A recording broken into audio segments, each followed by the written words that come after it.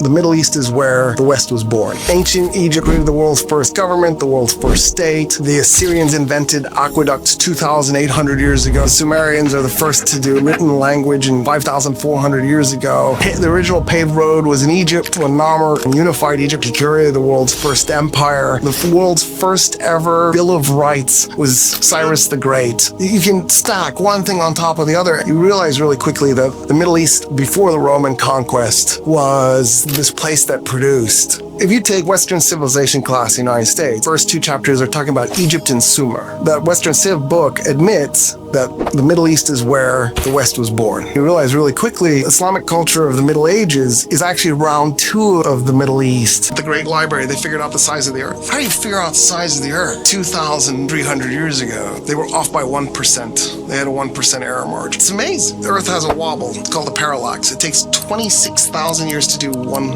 wobble. They measured it. They were taking such precise star measurements that they caught the wobble. The world's first ever steam engine was invented 2,000 years ago in Alexandria, Egypt. It's amazing. This age of incredible development. That's round one. Unfortunately, round one is destroyed on purpose by cynical politicians. In 391, 392, the Great Library, which had been around for about 680 years, is burnt to the ground. The Great Library was the repository for knowledge from all around the world. There was a Roman emperor, his name was Theodosius, is the guy who made it so that Christianity was the only legal religion in the Roman Empire. So Constantine made it legal, eventually became one of the two official religions. Theodosius went, no, all the other religions are banned, only Christianity. The Archbishop of Alexandria was having trouble because you hadn't noticed Egyptians like to do revolutions and rebellions. Egyptians love revolution. The Archbishop of Alexandria was having trouble because Egyptians were just unruly and difficult. Egypt had never really wanted to be part of the Roman Empire. 420 years later, they're still throwing stones at Romans.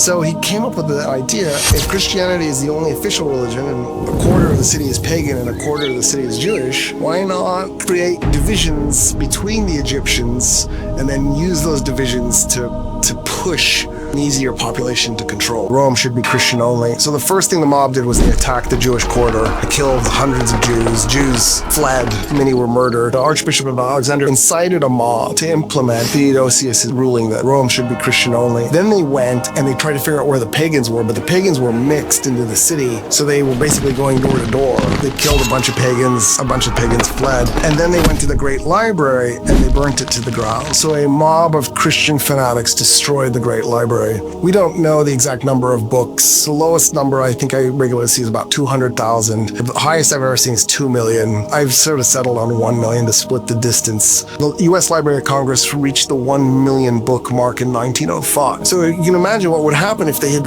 applied the steam engine to more industrial purposes. After they burnt it, they had to reinvent the steam engine. That didn't happen until Taqi ad-Din in the Ottoman Empire in the 1500s. And then the Europeans had to reinvent the steam engine in the 1700s. So it got invented 3 times. So the library is burnt, but there are copies of the books that survive. Not all of them. I think we have 5 of Aristophanes' plays. I think he wrote 25 plays. So we lost 80% of it. We lost some of Aristotle's work. He went to 150 Greek city-states, got a copy of each constitution, and if they had an oral constitution, he wrote it down, put it into a book, and then he did a comparative analysis on it. Like what political scientists wouldn't give them a right arm or left arm or both to read that book? It's gone. There are no copies of it left. The first philosopher ever, his name is Thales. Mytilene is in what is today Turkey. He's ethnically Phoenician. So the first philosopher was an ethnic Phoenician who wrote in what is today Turkey in Greek, right? So this idea that there's a Greece and there's a this and that is nonsense. It's intermixed. He wrote a book, Water is Best. Nobody will ever read it because all the copies have been lost. We lost so much information when that library was burnt.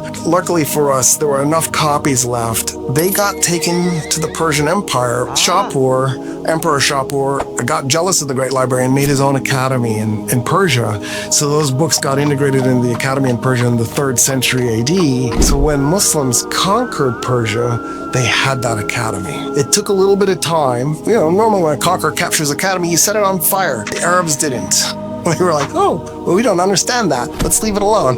We'll figure it out later. And by the time you get to Al-Kindi and Khwarazmi, they're figuring it out, right? They're translating the works from Greek into Arabic. They're trying to understand it. They're trying to advance it. Khwarazmi and Al-Kindi both get heavily into Indian mathematics because the library in Persia was getting works from China and India, and then it had all these Greek and Roman and Egyptian works, and then their own Persian material. It was the world's first internet in a way, right? Because it was global. Kindi and then subsequent philosophers start going through this material. They're not just accessing the material, they're building upon. So by the time you get to Farabi, Ibn Sina, Ibn al-Haytham, they're taking philosophy to a whole new level. The whole world has lost a little bit of track of this. This philosophy is first. Thales does philosophy, and then the science follows, and then the mathematics follows. When the Arabs begin to get into that academy that was in Gandhishapur and Persia, and then the books start to get spread out, and by the Abbasid period, a lot of them end up in Baghdad. In that period, they're starting with philosophy as well, and then comes the science.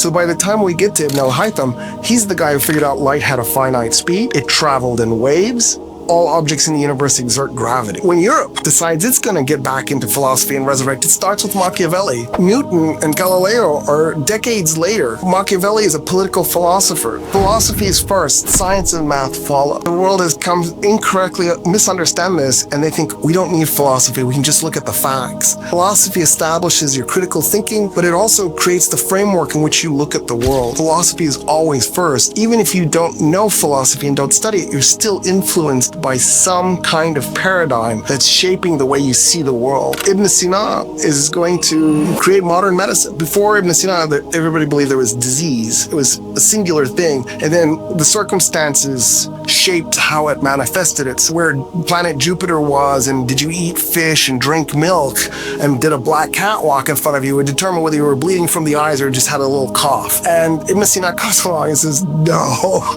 there are different diseases. They have different transmission vectors. Here's a bunch of cures. He gives us hundreds of cures, and then goes, you know what's better than that? Prevention. Interrupt the transmission vectors. Don't get sick to begin with. Then you don't need the cure. Ibn Sina transforms medicine and reshapes the world.